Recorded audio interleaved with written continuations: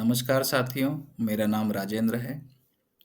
आज मैं आपके साथ में आर्थिक सुरक्षा से जुड़ा हुआ एक घटना के बारे में चर्चा करने आया हूँ।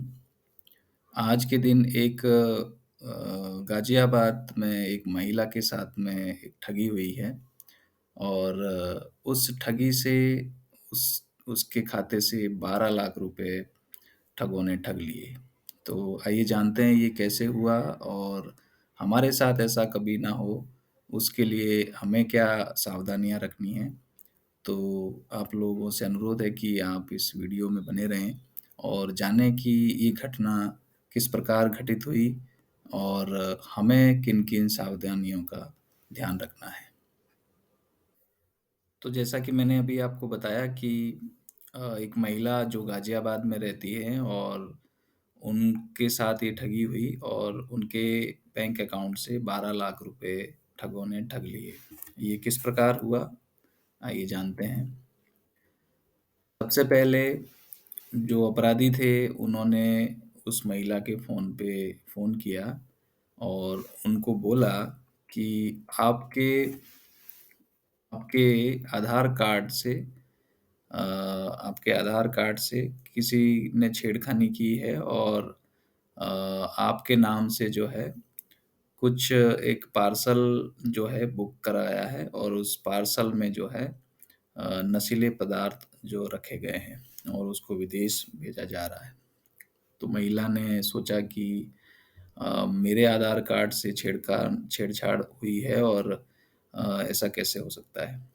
फिर उस कॉलर ने कहा कि मैं आपकी बात जो है कस्टम विभाग से करवाता हूँ क्योंकि उन्होंने ही आपके नाम का ये पार्सल रोका है। ऐसा कहकर उस कोरियर कंपनी के व्यक्ति ने एक दूसरे व्यक्ति को फ़ोन के साथ जोड़ा जो कि अ, खुद को मुंबई साइबर क्राइम ब्रांच का बताता है।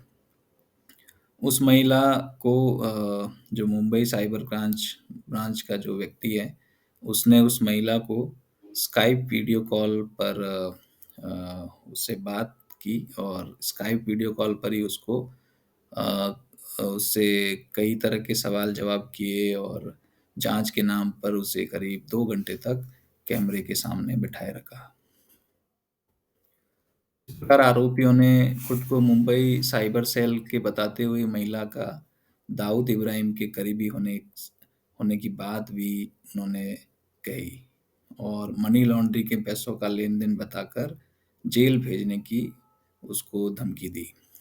तो आरोपियों ने उस संबंधित महिला को पूरी तरह से डरा दिया और इस प्रकार उन्होंने ये बताने की कोशिश की कि आपका जो आधार कार्ड है और उस आधार कार्ड के नाम से एक पार्सल जो है जिसमें नशीला पदार्थ है, उसको किसी दूसरे देश में भेजा जाना था, लेकिन मुंबई साइबर सेल ने उसको पकड़ लिया है और इस प्रकार उस महिला को अ, डराया, उसको धमकाया।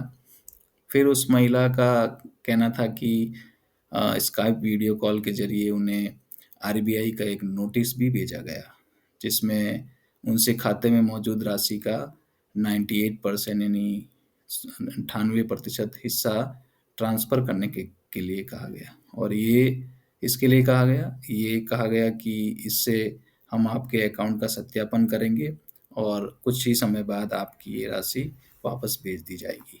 चूँकि महिला डरी हुई थी और उसने इस नोटिस को सच माना और उसने अपने खाते में मौजूद 12 लाख रुपए उस साइबर ठगों के खाते में ट्रांसफ़र कर दिया।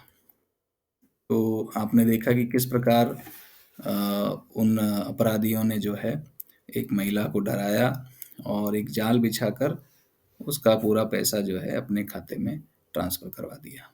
अब इसमें क्या देखने वाली बात है कि उन अपराधियों ने जो है उस महिला को डिजिटली अ, अरेस्ट किया। तो क्या होता है ये डिजिटल अरेस्ट?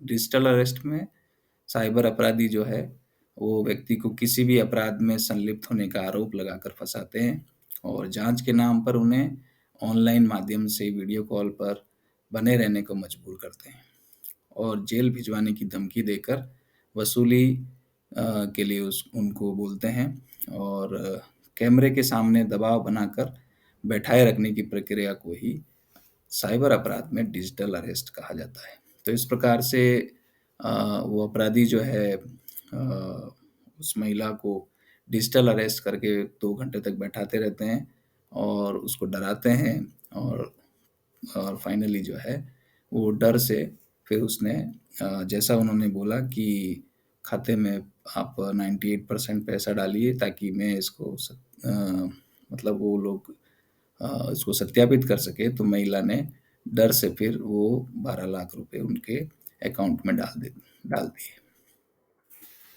अब ये जालसाजी जो है उस महिला के साथ तो हुई है, लेकिन ऐसी जालसाजी किसी के साथ भी हो सकती है। तो ऐसा अगर हमारे साथ हो तो हमें क्या करना चाहिए? सामान्य तौर पर पुलिस या कोई भी जांच एजेंसी जो है, इस तरीके से कॉल करके धमकी नहीं देती है। इस बात का हमको ध्यान रखना चाहिए कि कभी पुलिस और कोई भी जांच जांच करने वाली एजेंसी, गवर्नमेंट की जो एजेंसीज़ होती हैं, वो इस प्रकार धमकी नहीं देती है। किसी भी मामले की जांच के लिए कानूनी प्रक्रिया होती है, क्योंकि एजेंसियों को कानूनी प्रक्रिया का पालन करना होता है, तो वो उसी तरीके से काम करती है और इसी तहत उसे पूरा किया जाता है। अगर कोई डराने या धमकाने वाली कॉल आती है, तो उसको तुरंत ही पुलिस को सूचित कर देना चाहिए। तो इस प्रकार से हमें थोड़ा सावधान रहना चाहिए कि और हमें ये पता होना चाहिए कि कोई भी ऐसी जाँच एजेंसी जो है, कभी धमकी नहीं देगी।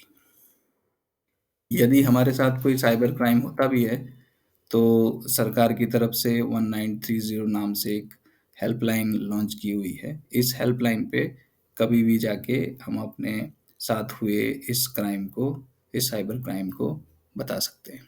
तो सावधान रहिए और कभी भी इस प्रकार के साइबर क्राइम में अगर कभी आपका कभी पड़ भी जाए, तो इस हेल्पलाइन का उपयोग कर सकते हैं। और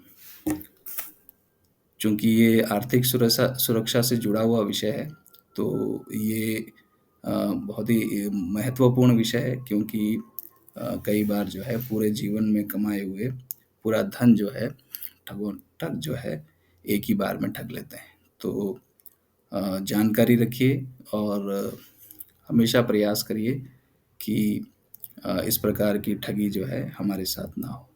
धन्यवाद।